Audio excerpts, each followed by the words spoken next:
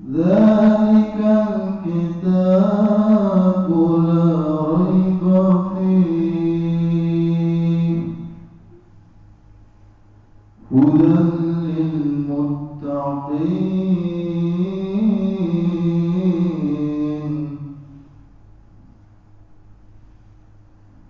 الذين يؤمنون بالغيب ويقيمون الصلاة ومما رزقناهم ينفقون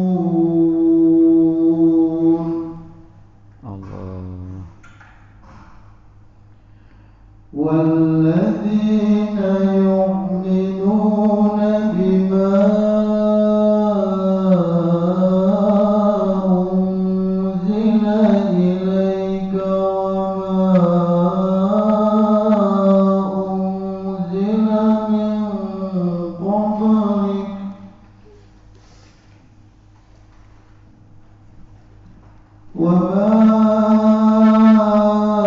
أنزل من قبلك وبالآخرة هم يوقنون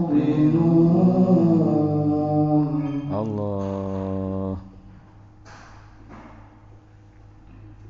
أولئك على هدى من ربهم وأولئك هم المفلحون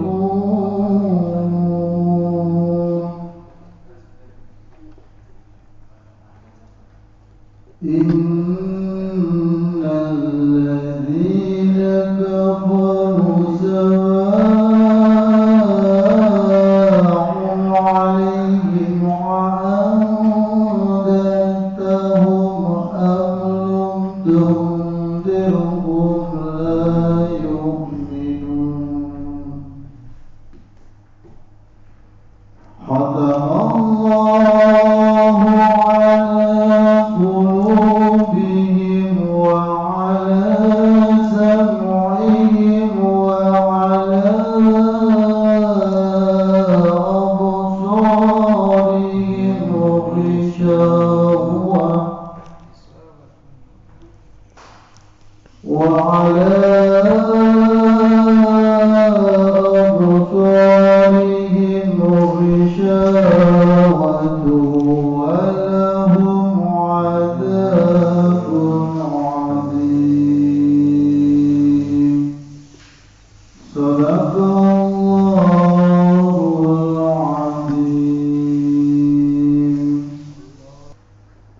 Assalamualaikum warahmatullahi wabarakatuh. Bismillah walhamdulillah wassalatu wassalamu ala rasulillah Sayyidina Muhammad bin Abdillah wa ala alihi wa sahbihi wa man walah wa la hawla wa la quwwata illa billah. Allahumma salli wa sallim ala sayyidina Muhammadin miftahi babi rahmatillah adada ma fi ilmillah salatan wa salaman daimaini bidawami mulkillah wa ala alihi wa sahbihi.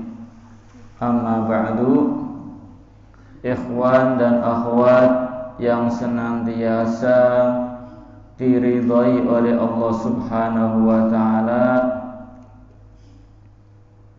marilah kita panjatkan puji syukur kita yang paling dalam kehadirat Allah Subhanahu wa ta'ala dengan senantiasa mengucapkan alhamdulillahi rabbil alamin. Semoga kita termasuk hamba-hamba Allah yang pandai bersyukur kepadanya atas segala nikmatnya. Alhamdulillah. lillahi rabbil alamin. Insyaallah kita akan berusaha semaksimal mungkin untuk senantiasa hadir dalam majlis yang mulia ini, kajian Majlis Anwarul Haramain setiap hari Sabtu setelah sholat Isya di Masjid Hotel Gracia, untuk mengkaji sirah nabawiyah, biografi Rasulullah sallallahu alaihi wasallam, terutama pada bulan-bulan ini, yaitu bulan kelahiran Rasulullah sallallahu alaihi wasallam, Rabiul Awal. Ini sebagai bukti cinta kita kepada Nabi Muhammad sallallahu alaihi wasallam adalah mengkaji biografinya. Kata pepatah, tak kenal maka tak sayang. Bagaimana kita bisa cinta Nabi kalau kita tidak kenal dengan Nabi Muhammad sallallahu alaihi wasallam? Mungkin hanya rasa cinta yang masih sederhana. Oleh karena itu, dengan kita memperdalam, mengenal Nabi lebih jauh dengan membaca biografinya, insyaallah rasa cinta dan rindu kita semakin dalam kepada beliau Nabi Muhammad sallallahu alaihi wasallam. Baik, kita lanjutkan kajian kita pada kitab Tarikhul Hawadits wal Ahwalun Nabawiyah karya Al-Imam Al-Muhaddits Abuya As-Sayyid Muhammad bin Alawi Al-Maliki sampai halaman 37. Akan kami bacakan untuk mendapatkan keberkahan dari beliau. Bismillahirrahmanirrahim.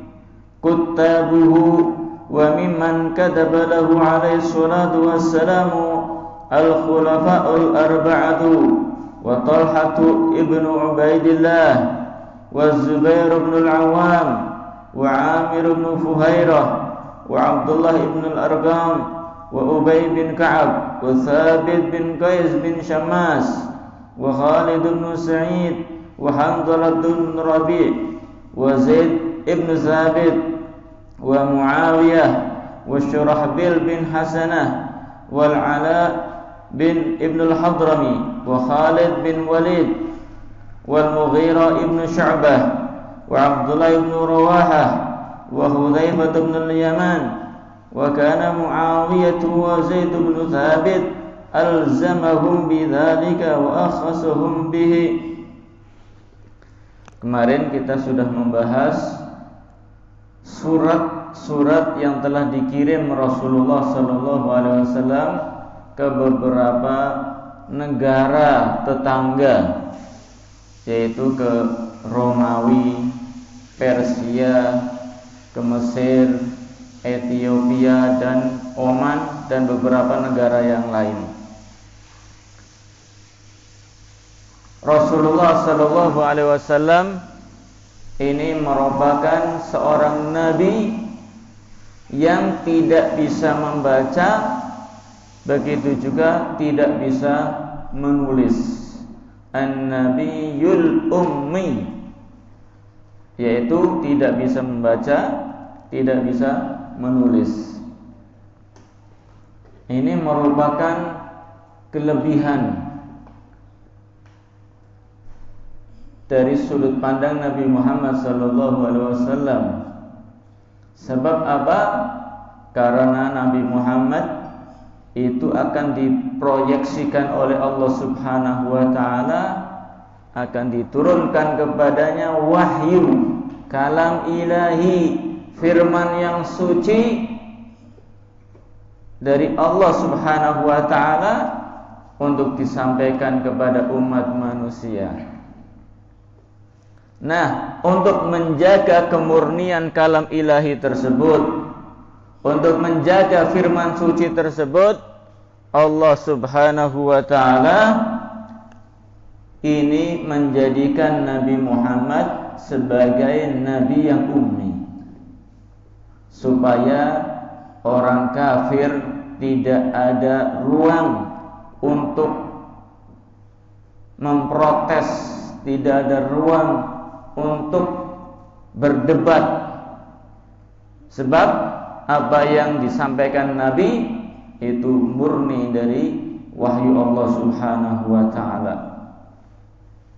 Berbeda jika seseorang itu pandai membaca, jika seseorang pandai menulis, bisa membaca kebudayaan-kebudayaan sebelumnya, bisa membaca ilmu-ilmu yang lain, sehingga bisa dituduh oleh orang-orang kafir bahwa nanti Al-Quran ini adalah produk dari pemikiran Nabi Muhammad SAW. Sebab mereka menyangka dari hasil membaca.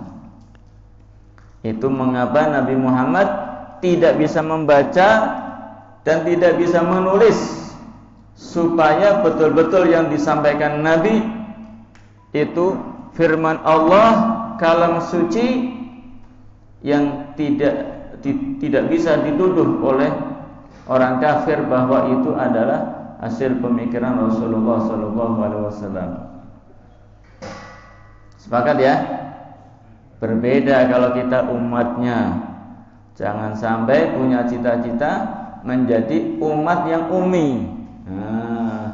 Kalau Nabi ummi, ada hikmah yang besar di balik itu untuk menjaga kemurnian daripada Al-Quran. Akan tetapi kalau umatnya jadi umat yang ummi, ini namanya umat yang bodoh.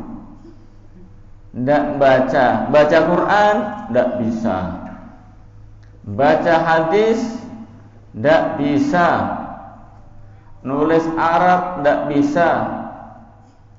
Baca terjemah juga tidak bisa. Astagfirullahaladzim. Ini betul-betul umat yang ummi. Jadi berbanding terbalik, bukan berbanding lurus. Kalau Nabi al-ummi itu mulia, tapi umat yang ummi ini umat yang tidak baik.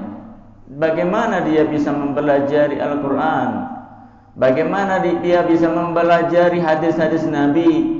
Bagaimana dia bisa mempelajari biografi Nabi Muhammad SAW kalau umatnya ini buta huruf? Jadi kita bisa membedakan ummi pada sudut pandang Nabi dan ummi pada sudut pandang umatnya. Sungguh berbeda, berbanding terbalik 180 derajat. Karena pintu daripada ilmu adalah membaca. Pertama yang diterima oleh Nabi Muhammad SAW adalah perintah untuk membaca. Iqra, bacalah wahai Muhammad. Kita juga begitu, umatnya Nabi, bacalah wahai umat Nabi Muhammad. Diperintahkan untuk memperbanyak membaca ilmu, baik ilmu Al-Quran, hadis, tafsir, dan ilmu yang lainnya. Oleh karena itu, suatu ketika Rasulullah menang dalam suatu peperangan, sebagian daripada musuh ditawan, tawanan perang. Ini bisa dijadikan budak, bisa dibunuh, bisa kalau dia mau menebus bisa ditebus. Nah, ini Rasulullah menjadikan mereka boleh bebas, tapi dengan syarat tebusannya setiap satu tawanan mengajari 10 anak kaum muslimin supaya bisa membaca, bisa menulis. Itu pentingnya membaca dan menulis. Nah, ketika Nabi Muhammad SAW hendak menulis surat dikirim ke negara-negara tetangga, Rasulullah nulis sendiri? Tidak.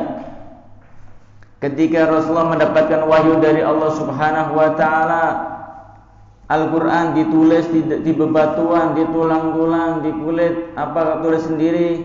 Tidak. Akan tetapi Rasulullah mempunyai beberapa juru tulis atau sekretarisnya Nabi Muhammad SAW. Itu kalau sekarang dibikin loker, lowongan kerja menjadi juru tulis Nabi Muhammad, angkat tangan lebih dahulu kita, ya. Tapi seleksi dulu satu dunia yang lolos seleksi siapa. Ini ada beberapa sahabat Nabi menjadi juru tulis Nabi Muhammad SAW. Yang mungkin waktu itu sahabat masih sedikit ya, jadi saingannya nggak terlalu berat lah. Kalau sekarang kita ngelamar lowongan kerja, lowongannya 10, tapi yang mendaftar ada 10.000. Satu orang harus menyisihkan 10.000 orang. Makanya alhamdulillah yang sudah punya pekerjaan, yang sudah punya mata pencaharian, ini disyukuri karena di Indonesia terutama ini lapangan pekerjaan sangat susah, sangat sulit. Kalaupun ada diperebutkan oleh orang banyak. Kalau zaman dulu seorang sarjana ataupun sarjana muda belum lulus sudah ditawari pekerja. Sekarang lulus S1 itu mau nyari kerja susah. Paling tidak harus S2. Hasbunallah wa ni'mal wakil. Ini zaman Nabi, juru tulisnya ada banyak, tidak satu orang. Sebab tatkala Rasulullah turun wahyu, langsung di situ ada yang juru tulis siapa? Nuliskan. Nanti turun wahyu lagi di mana? Dituliskan. Pada saat itu yang ditulis hanya wahyu dari Allah, Al-Qur'anul Karim. Adapun sabda Nabi Muhammad, hadis-hadis belum boleh ditulis supaya tidak bercampur antara firman Allah dan sabda Nabi Muhammad sallallahu alaihi wasallam. Selain menulis wahyu-wahyu tersebut, beberapa sahabat yang menjadi juru tulis ini menulis surat untuk Nabi Muhammad sallallahu alaihi wasallam, di antaranya yang dikirim ke negara-negara tetangga. Yang menjadi juru tulis siapa aja? Di antaranya adalah Al-Khulafa'ur Rasyidin. Semuanya adalah juru tulis Nabi Muhammad. Yang pertama adalah sahabat Abu Bakar As-Siddiq, ya. Orang nomor 1 setelah Nabi Muhammad sallallahu alaihi wasallam.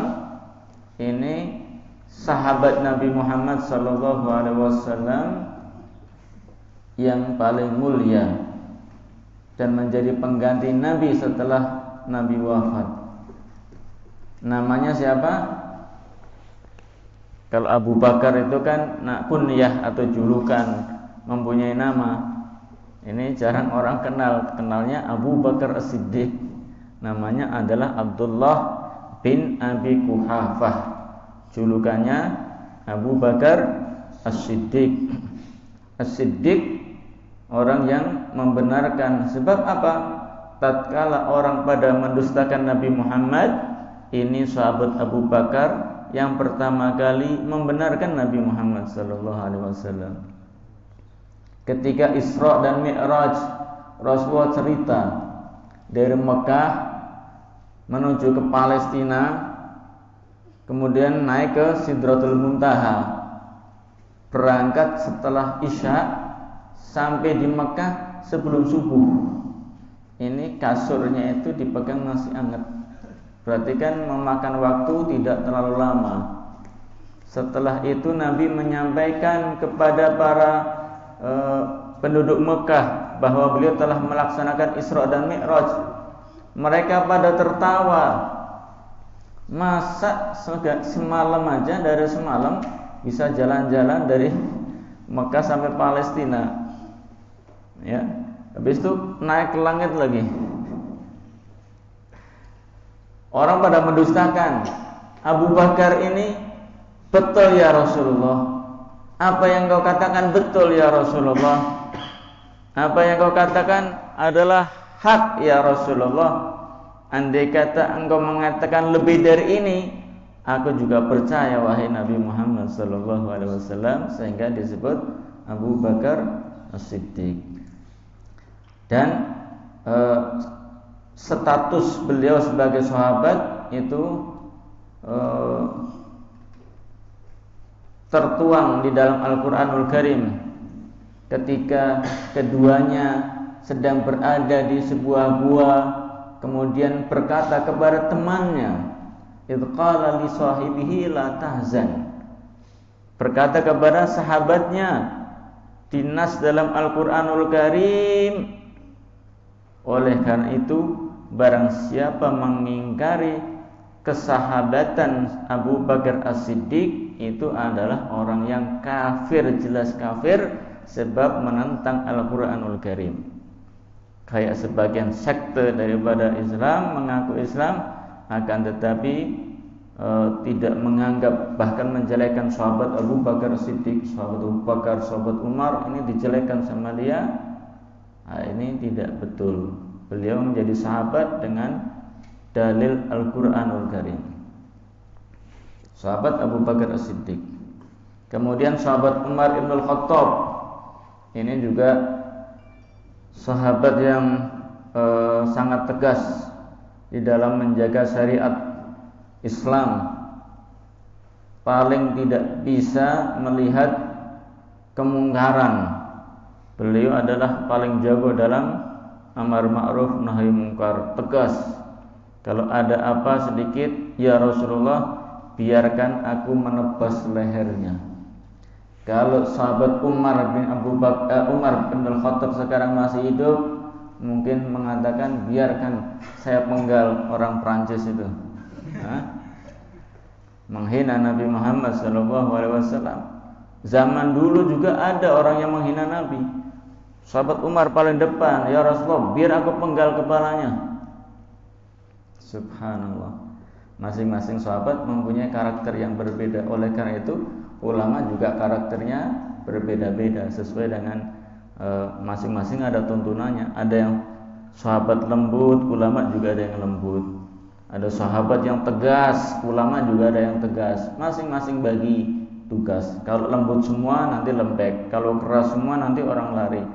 Harus ada perimbangan antara tegas, ada yang lembut dan lain sebagainya. Saking tegasnya sahabat Umar ini, orang pada takut. Jangankan manusia, setan, iblis saja takut dari sahabat Umar Ibn Al-Khattab. Tidak mau papasan. Kalau lewat gang tidak mau papasan dia, nyinggir lewat gang lain, muter-puteran. Subhanallah. Kemudian sahabat Utsman bin Affan. Nah, ini juga juru tulis Nabi. Seorang yang mulia, seorang saudagar kaya raya, akan tetapi hartanya digunakan untuk perjuangan Nabi Muhammad sallallahu alaihi wasallam. Tidak hanya dikonsumsi untuk dia dan keluarganya saja, akan tetapi disisihkan untuk perjuangan Nabi Muhammad sallallahu alaihi wasallam. Bahkan dalam suatu peperangan ini sahabat Utsman menyiapkan 1000 pasukan beserta bekalnya, persenjataan dan sangunya. Padahal masa paceklik saat itu, sehingga disebut mujahizu jaisil usrah, yaitu yang mempersenjatai pasukan pada saat paceklik ketika mau berperang.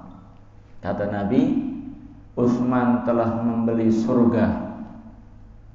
Utsman telah membeli surga. Pantas tidak kalau sahabat Utsman, ya Allah, masukkanlah saya ke dalam surga? Pantas tidak? Ya pantas. Mengorbankan uang yang banyak. Lah kalau kita sedekah tidak pernah, zakat nggak pernah, kemudian infak juga tidak pernah, tapi kalau minta surga sambil nangis, ya Allah, masukkanlah saya ke dalam surgamu ya Allah.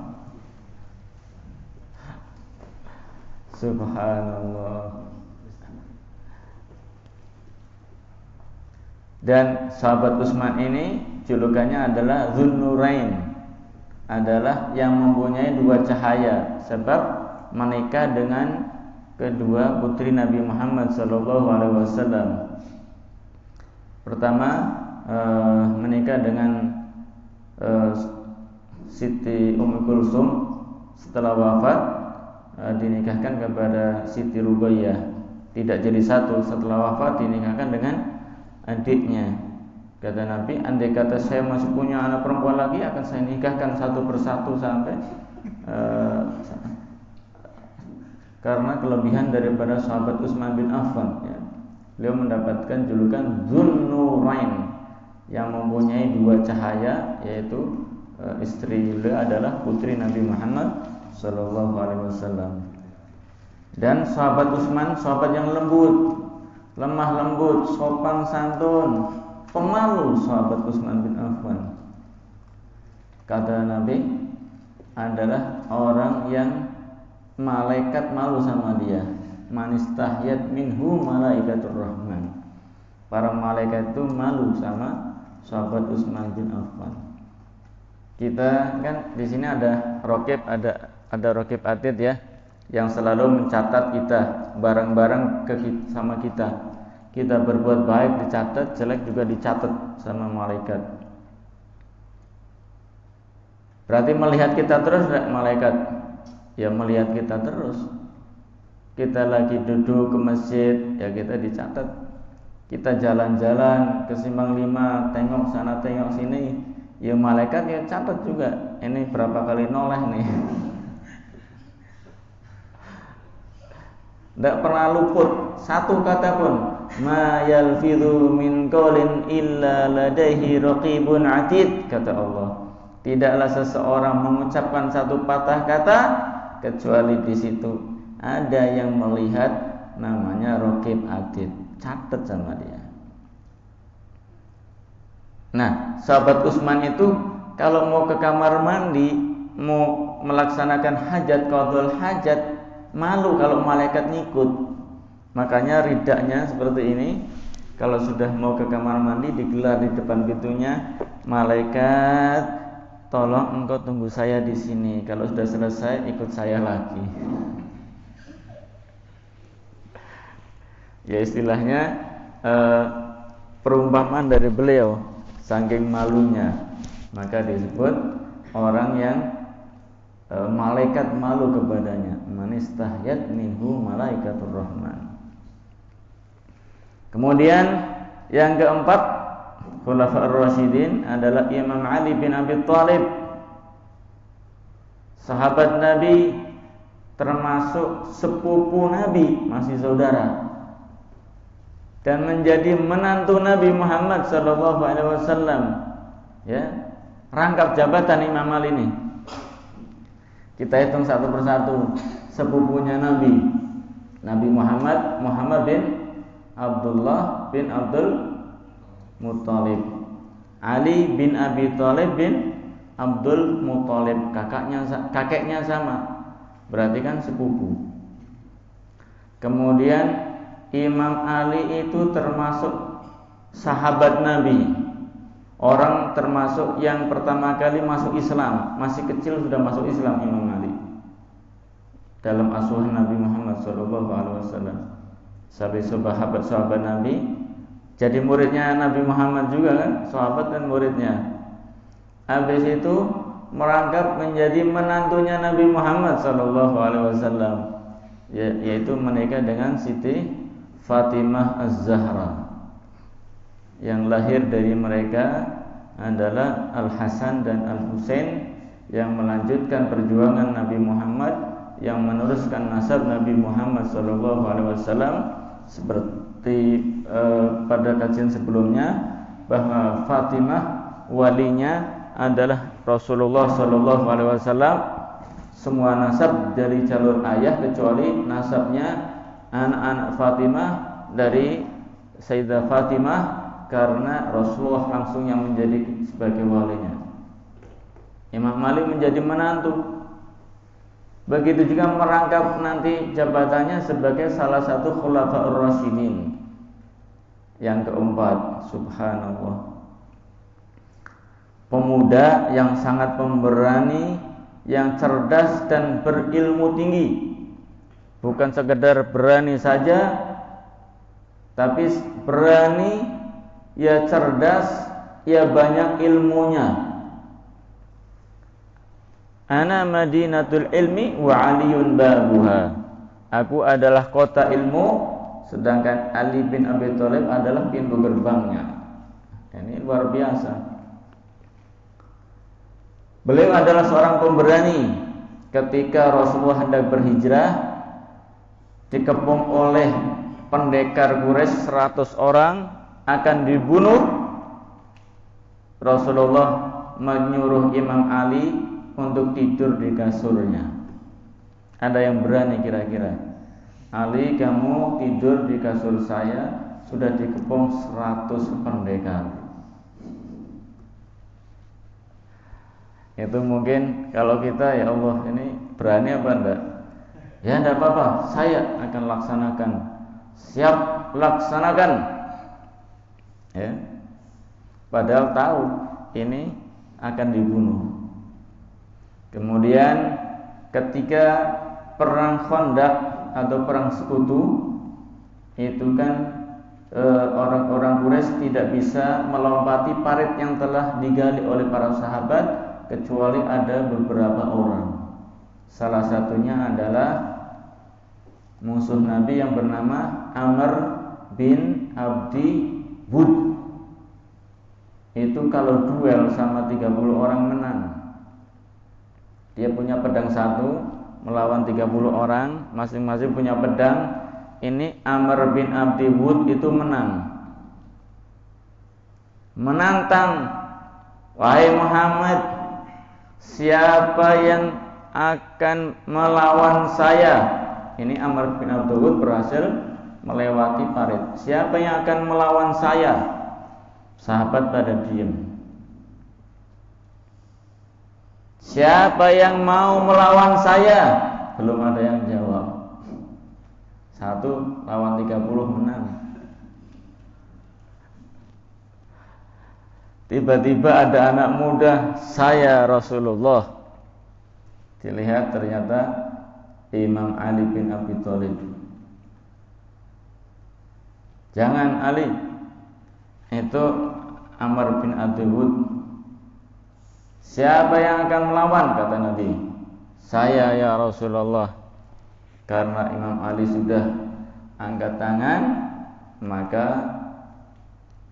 diutuslah untuk melawan Amr bin Abdi Wud ini. Dikenakan baju perang, dikenakan imamah oleh Rasulullah SAW seperti yang saya pakai ini. Ini namanya imamah, sunnah Nabi Muhammad SAW. Orang kalau pakai imamah ini melaksanakan sunnah Nabi dan akan dijaga oleh para malaikatnya Allah Subhanahu wa Ta'ala. Dipakaikan imamah oleh Rasulullah, kemudian dikasih pedang beliau yang bernama Zulfiqar, yang ujungnya ada 2. Imam Ali masih muda, maju melawan Amr bin Abdi Wud. Ya, ingat ya namanya siapa? Amr bin Abdi Wud. Wud itu nama berhala kalau zaman dulu. Amr bin Abdi Wud. Kalau orang barat ngomong Amr bin Abdi Wud agak susah. Ya sudahlah, Robin Hood aja lah.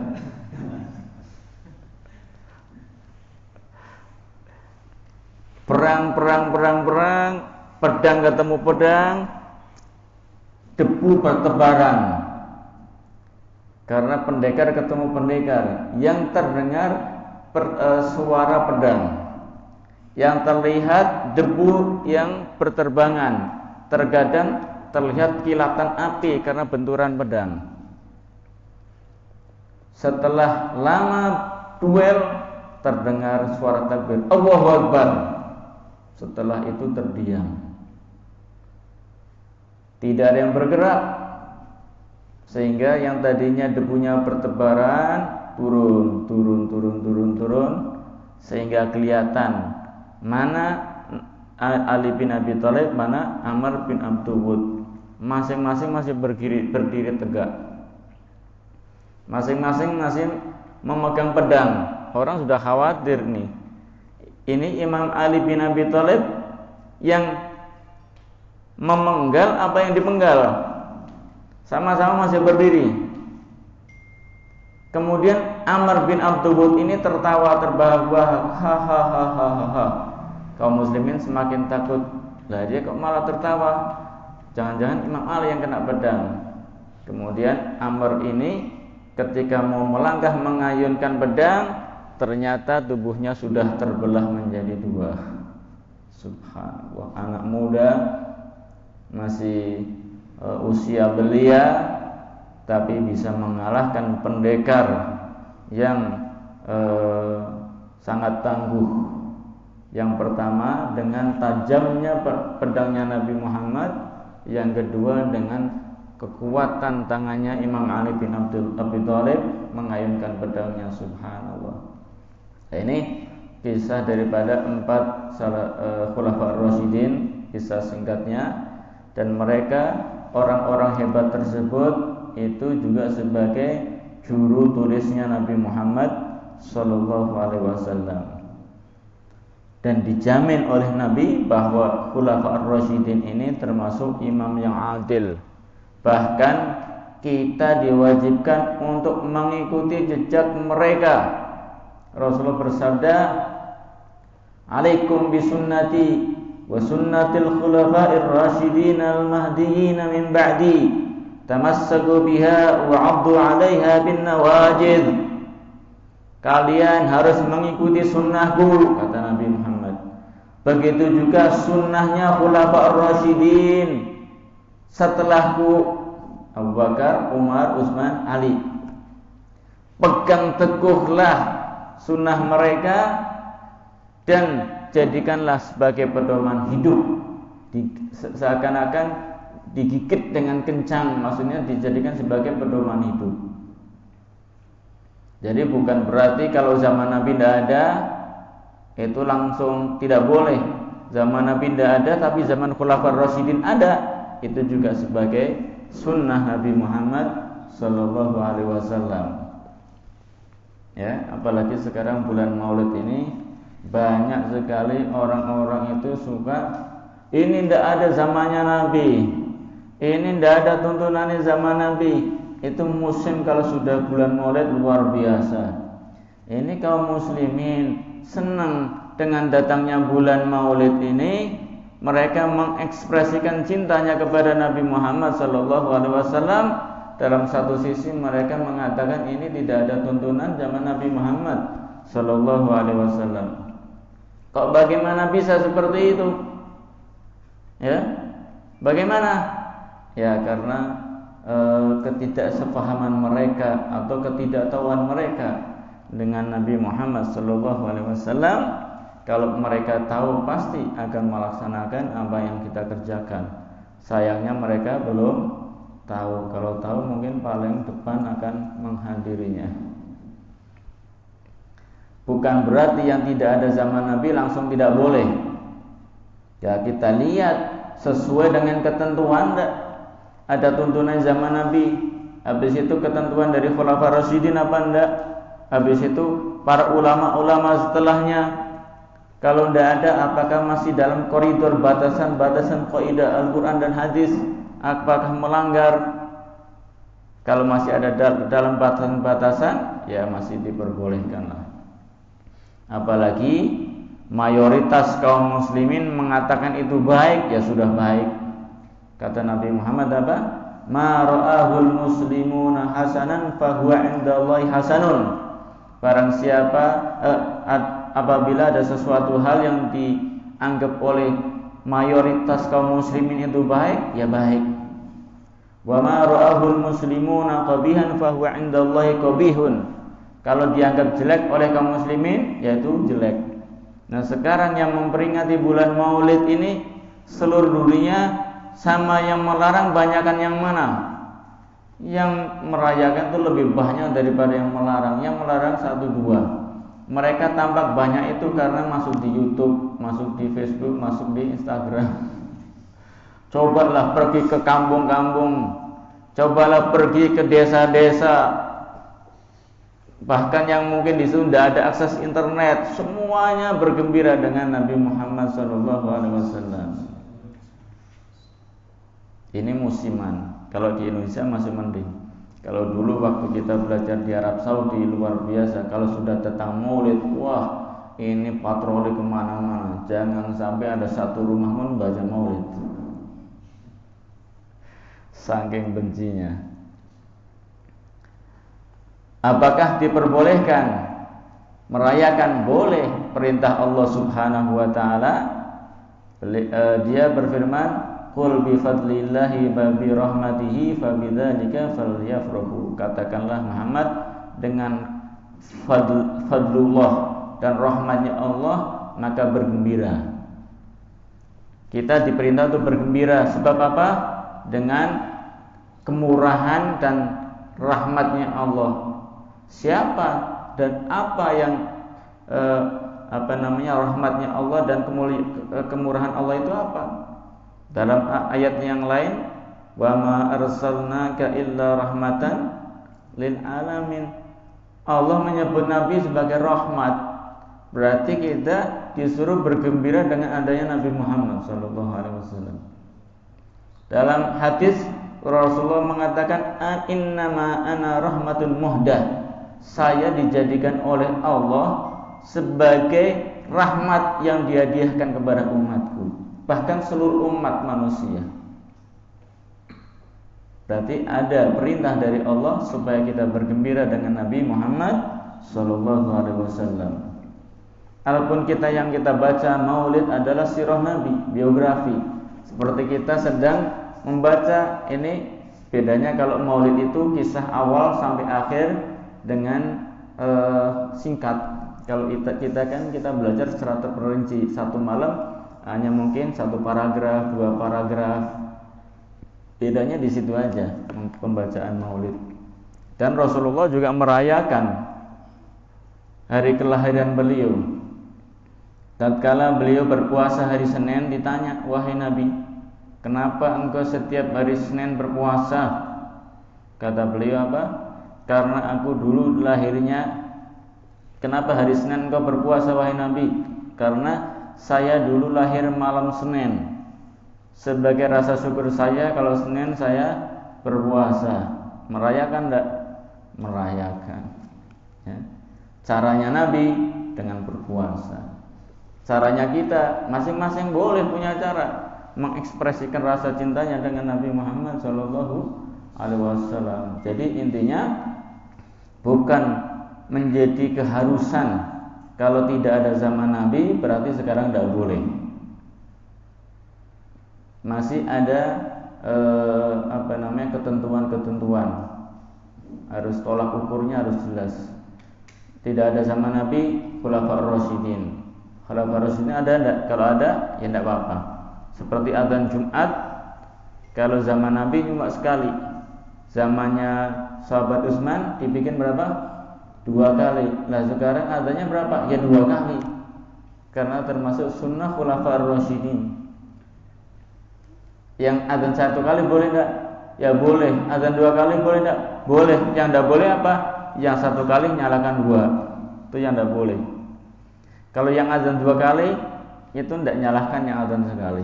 Yang paling sering yang adzan sekali nyalahkan yang 2 kali. Itu saya enggak tahu sebabnya kenapa. Lo yang adzannya sekali tok kok marahin sama yang adzan 2 kali. Yang adzan 2 kali aja enggak pernah marahin sama lo. Sahabat Utsman bikin adzan 2 kali. Zaman Nabi kalau hari Jumat mungkin ada yang sholat subuh tidak pulang ke rumah, di masjid nunggu sholat Jumat. Ya. Mungkin ada yang berangkat jam 8 duha, ada yang berangkat jam 10, ada berangkat jam paling pol itu sebelum adzan sudah pada di masjid. Nah, bergeser waktu Khalifah Abu Bakar, Khalifah Umar, Khalifah Utsman ini melihat tambah surut. Kalau adzan pertama baru pada datang, banyak yang terlambat. Makanya dibikin adzan 2 kali sama sahabat Utsman. Sehingga adzan pertama orang pada datang, begitu adzan kedua khatib naik itu sudah pada mendengarkan dari awal. Itu cerita adzan 2 kali. Jadi boleh, termasuk sunnah Khulafaur Rasyidin. Nah, kalau sekarang tuh saya tidak tahu apakah adzan 2 kali atau perlu ditambah 3 kali. Sebab kebanyakan adalah banyak beberapa orang itu berangkat ke masjid kalau sudah Allahumma ighfir lil muslimin wal muslimat wal mu'minina wal mu'minat ketik baru masuk masjid. Subhanallah. Sebagai contoh lagi, Bukan berarti yang tidak ada zaman Nabi sekarang tidak boleh. Zaman Nabi Al-Quran wahyu ditulis di tulang belulang, ditulis di kulit, ditulis di batu. Tapi setelah Khalifah Abu Bakar menjabat khalifah peninggal Nabi, banyak ahli Quran gugur dalam perang. Nah, sahabat Abu Bakar ini khawatir kalau para penghafal Quran banyak yang gugur, nanti yang hafal Quran malah hilang. Maka dimulai untuk penulisan mushaf Al-Quran yang pertama kali dalam satu jilid buku, ditulis dari Al-Fatihah, dari surat Al-Baqarah sampai surat An-Nas 30 juz. Zaman Nabi tidak ada. Ini mungkin ini dapat satu ayat, ini mungkin dua ayat, ini dapat satu surat, ini mungkin juz berapa, ini juz berapa, terpencar-pencar. Nah, ini mau bacanya gimana, mau belajarnya generasi setelahnya. Fatihah baca ke sahabat ini, Al-Baqarah 10 ayat mau belajar ke sana meter nanti, tidak selesai. Sahabat Abu Bakar tidak, sekarang tulis jadi satu, setiap orang bisa membaca dalam sekali buka satu jilid buku. Ya.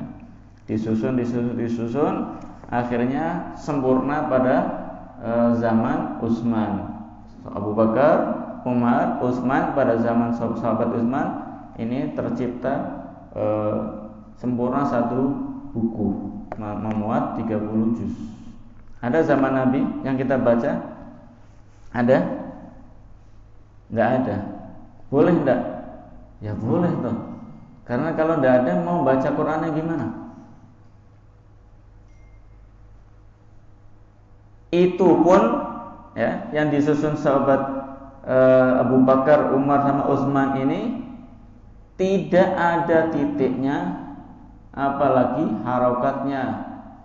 Ya, kalau kita kuning gundul itu masih bisa kita baca, ada titiknya.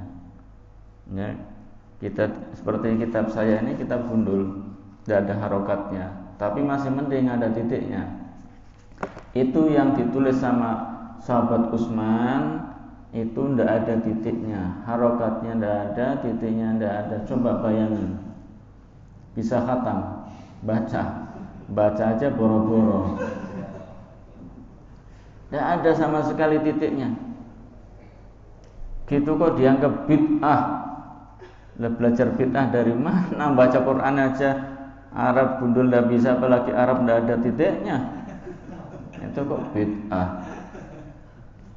Itu pada generasi setelahnya baru ada yang meletakkan titik-titik. Karena ada yang salah baca. Ada yang salah baca, ya kita tidak bisa bayangin ya, ini ba apa ya. Bisa ba, bisa ya, bisa nun, bisa ta, bisa sa. Bentuknya gini tok. Apa enggak kacau ini? Kalau ada jejer dua gini apa? Aduh. Karena ada yang salah baca, kasih titik. Kasih titik, masih ada yang salah baca, akhirnya dikasih harokat.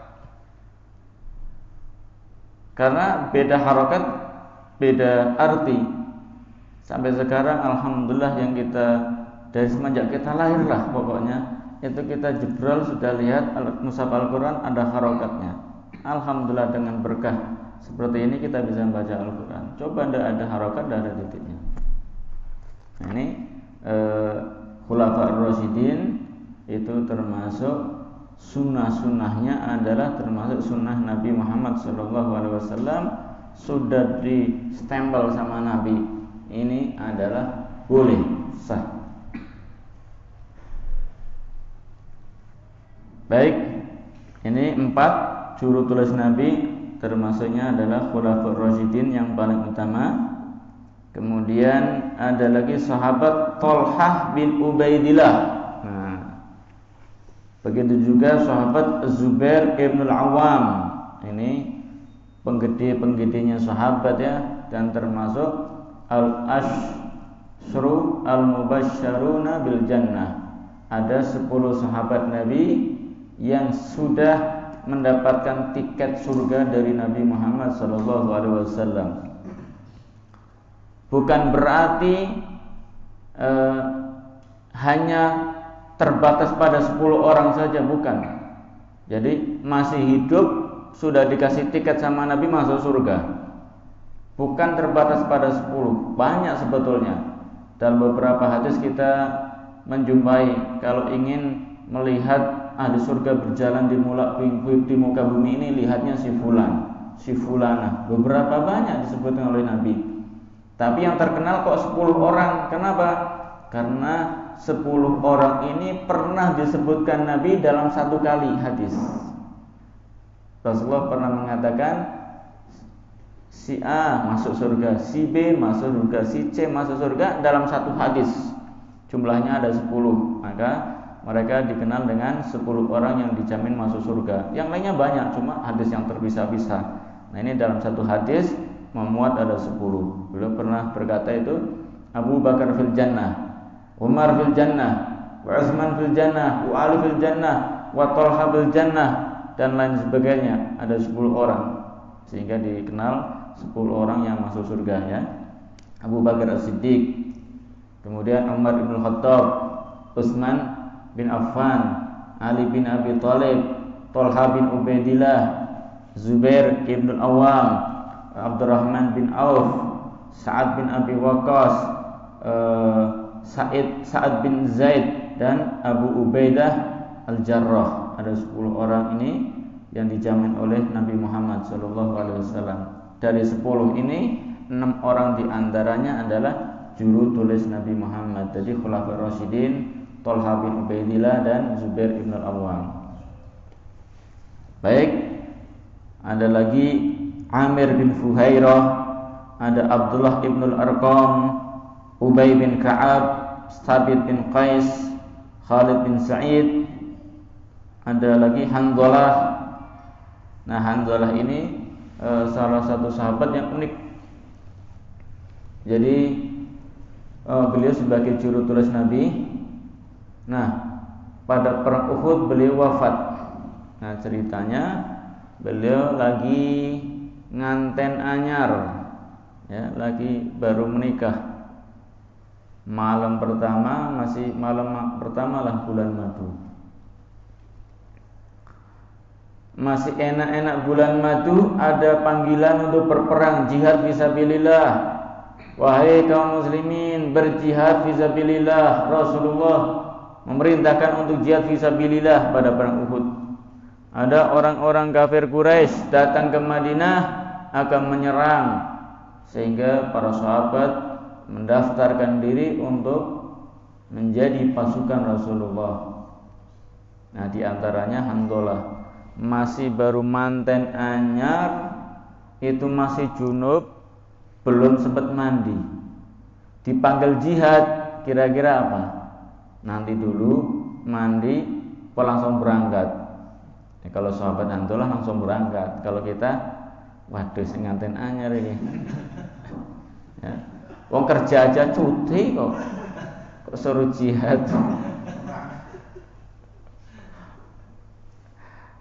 Ini Hanzalah ghirahnya luar biasa, kecemburuan terhadap agamanya itu tinggi. Jihad, wahai istriku, saya mau berangkat sekarang. Dah belum mandi, gampang nanti.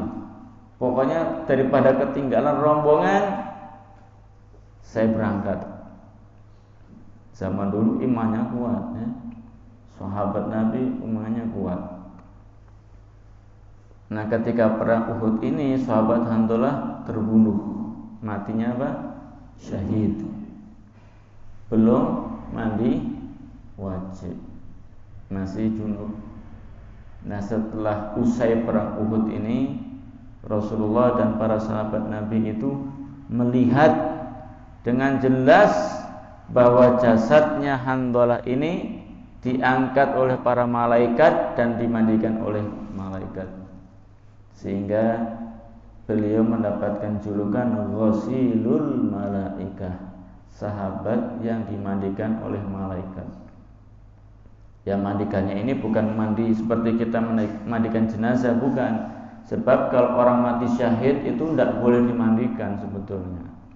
Ya sudah, di sini ada darahnya, bajunya, di badannya. Karena apa? Tidak boleh dihilangkan. Sebab akan menjadi saksi di hari kiamat. Ini dulu bekas jihad. Kalau tadi hantola dimandikan malaikat sebagai ikroman, sebagai kemuliaan. Bukan mandi kita nyiram air hilang darahnya, bukan. Karena beliau itu berangkat, buru-buru berangkat, belum sempat mandi, akhirnya wafat sebagai syahid dan dimuliakan dengan dimandikan oleh malaikat. Ini ternyata salah satu juru tulis Nabi Muhammad sallallahu alaihi wasallam.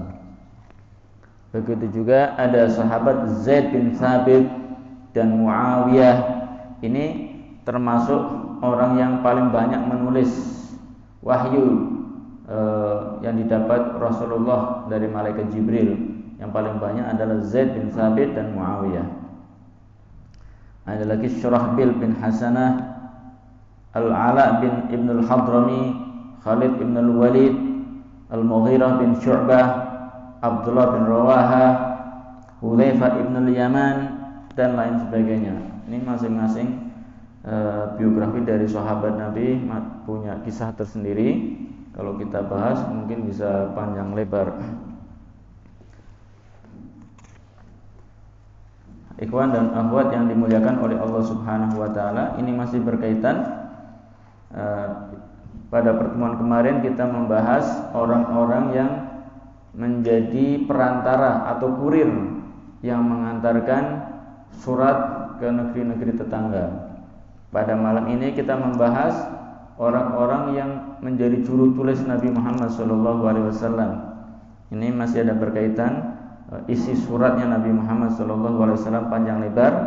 Tapi untuk mendapatkan keberkahan kita akan membaca karena ini adalah suratnya Nabi Muhammad SAW. Jadi setelah Rasulullah mendikte, kemudian sudah tertulis, maka Rasulullah tinggal menstempel dengan cincin kenabian yang di situ tertulis Muhammad Rasulullah. Tulisan Muhammad Rasulullah itu lafaz Allahnya di atas, Rasul, kemudian Muhammad di bawah. Bacanya ke atas Muhammad Rasulullah karena takzim kepada nama Allah Subhanahu wa taala, letaknya ada di atas. Akan saya bacakan ya dalam manuskrip bahasa Arabnya surat yang pernah ditulis atau didiktekan oleh Nabi Muhammad SAW kepada negara-negara tetangga. Kita bacakan supaya dapat keberkahan. Nubdatun min kutubihi wa kataba sallallahu alaihi wasallam ila Hirakal. Bismillahirrahmanirrahim. Min Muhammadin Rasulillah ila Hirakal azimir Rum. Salamun ala man ittaba'al huda. Amma ba'du fa inni ad'uka bid'ayatil Islam.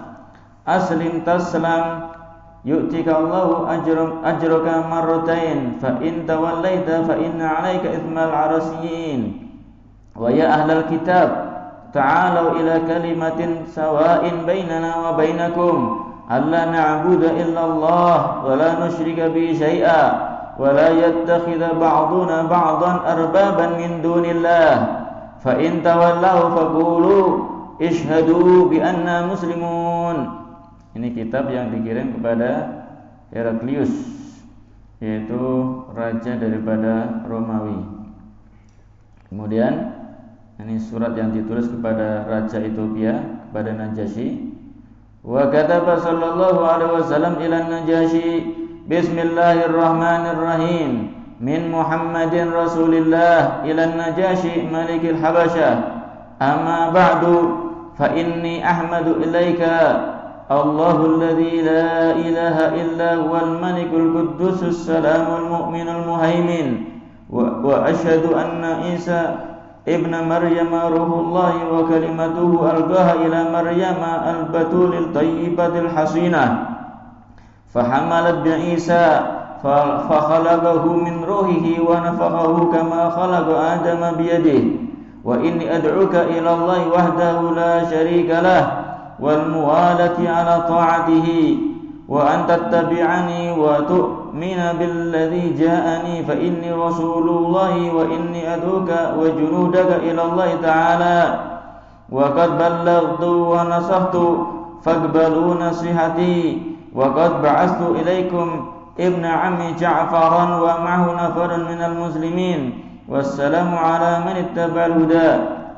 Ini Najasyi ketika membaca surat dari Nabi Muhammad yang dibawa oleh sahabat Amr bin Umayyah Ad-Damri yang dikirim, maka Najasyi ini mengatakan seperti ini, ya, wa ba'atsal kitab ma'a Amr bin Umayyah Ad-Damri faqala Najasyi mengatakan asyhadu billahi annahu nabiyyul ummi alladzi yantaziruhu ahlul kitab.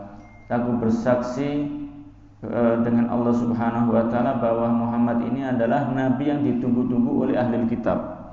Karena nabi ini sudah dikasih bocoran akan ada nabi namanya Muhammad, baik itu di kitab Zabur, Taurat maupun Injil. Mereka menunggu-nunggu nabi yang akhir zaman. Akan tetapi mereka banyak yang ingkar janji, khilaf karena apa? Kecewa, ternyata nabinya itu dari Arab, bukan dari golongan mereka. Lah ini Najasyi beriman, aku bersaksi bahwa tiada Tuhan selain Allah, bahwa Muhammad adalah utusan Allah Subhanahu wa taala. Najasyi beriman. Wa anna bisyarata Musa biraqibil himar ka bisyarati Isa biraqibil jamal. Summa kataba Najasyi jawabal kitab ila Nabi sallallahu alaihi wasallam. Najasyi membalas suratnya Nabi Muhammad SAW yang menyatakan keislamannya di dalam surat tersebut. Ini akan saya bacakan surat dari Najasyi. Bismillahirrahmanirrahim. Ila Muhammadin Rasulillah. Nah, dia mengatakan Rasulillah sallallahu alaihi wasallam minan Najasyi ashamah. Salamun alaika ya Rasulullah wa rahmatullahi wa barakatullah. Alladzi la ilaha illa huwa alladzi hadani lil Islam. Sudah ngaku menjadi pengikut Nabi, menjadi umat Islam. Amma ba'du faqad balaghani kitabuka ya Rasulullah fama dzakarta min amri Isa fa wa rabbis samai wal ardi inna Isa la yazidu ala ma dzakarta. Thumma qala wa qad arafna ma bu'itha bihi ilaina فأشهد أنك رسول الله صادقا مصدقا وقد بايعتك وبايعت ابن عمك وأسلمت على يديه لله رب العالمين وقد بعثت إليك ابني وإن شئت آتيك بنفسي فعلت يا رسول الله فإني أشهد أن ما تقوله حق والسلام عليك ورحمة الله وبركاته. Ini Najasyi langsung menyatakan keislamannya, kemudian membalas surat Nabi, kemudian mengutus, ada anaknya juga mengikuti sahabat yang diutus Nabi untuk menuju ke Madinah Munawwarah dan membaiat Nabi Muhammad SAW. Kemudian akan saya bacakan surat Nabi yang ditujukan kepada Kisra, yaitu raja dari Persia, kaum Majusi. Wa kataba sallallahu alaihi wasallam ila Kisra Bismillahirrahmanirrahim min Muhammadin Rasulillah ila Kisra adhimi Faris. Salamun ala man ittaba'al huda wa amana billahi wa rasulihi wa syahida an la ilaha illallah wahdahu la syarika lah wa anna Muhammadan abduhu wa rasuluh. Ad'uka bid'ayatillahi azza wa jalla fa inni rasulullah ilan nasi kullihim li'undhira man kana hayyan wa yuhiqqal qawlu 'alal kafirin. Aslim taslam fa in tawallaita fa 'alaika ithmul majus. Wa ba'athal kitab ila Kisra ma' Abdullah ibn Hudzafa as-Sahmi falamma quri'a alayhi mazzakahu falamma fabalagha dhalika Rasulullah sallallahu alaihi wasallam faqala mazzakallahu mulkahu kullu mumazzak. Ini Kisra ketika membaca surat dari Nabi langsung disobek-sobek, maka Rasul berdoa Allah akan merobek-robek kerajaannya, menghancur leburkan kerajaan Persia. Dan betul dianjurkan oleh Allah Subhanahu wa taala. Wa fi kitabil amwali li Abi Ubaid an Umair bin Ishaq qala kataba Rasulullah sallallahu alaihi wasallam ila Kisra wa Kaisar fa amma Kisra falamma qara al-kitab mazzakahu wa amma Kaisar falamma qara al-kitab tawwahu thumma rafa'ahu fa qala Rasulullah sallallahu alaihi wasallam amma haula'i fayumazzikuna wa amma haula'i fasayakununa lahum baqiyah amma haula'i fayumazzaquna wa amma haula'i fasayakunu lahum baqiyah. Wa ruwiya annahu lamma ja'ahu jawabu Kisra qala mazzaka mulkahu wa lamma ja'ahu jawabu Herakl qala thabata mulkuhu. Wallahu a'lam bis-shawab. Mudah-mudahan kita bisa mengambil ibrah dari kisah Nabi ini dan kisah para sahabat yang menjadi juru tulis Nabi Muhammad SAW dan menjadi para kurir yang menghantarkan surat-surat Nabi Muhammad SAW.